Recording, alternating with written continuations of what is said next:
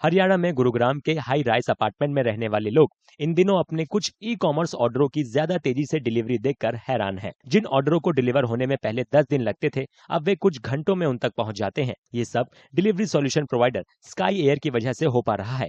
Company ने अपने गोदाम से डिलीवरी पॉइंट तक पैकेज ले जाने के लिए ड्रोन तैनात किए हैं। पहले तो जो जैसे क्लोथिंग वगैरह का जो होता था, कपड़े वगैरह, तो 24 आवर्स 36 आवर्स लग जाता था।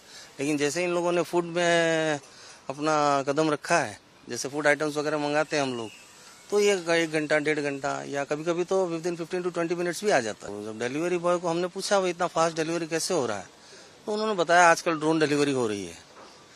तो भाई हम लोगों को भी थोड़ा एक्साइटमेंट हुआ, बोलो एक बार देखते हैं किधर है। स्काई एयर ने हाल ही में गुरुग्राम में 55 जगहों पर ड्रोन का इस्तेमाल कर ई कॉमर्स डिलीवरी शुरू की है।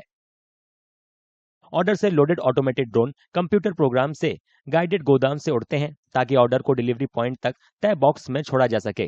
So we are operating in Gurgaon for e-commerce and quick commerce with largely Shiprocket and Ecom Express and a few other clients that we work with here. We are operating on healthcare with majority of our drones being deployed in healthcare. We operate in Himachal Pradesh, we operate in Devghar, Patna, we're starting Jodhpur, we're starting multiple other locations with AIMS, with NHM, with state governments and other alliances that we have got in place.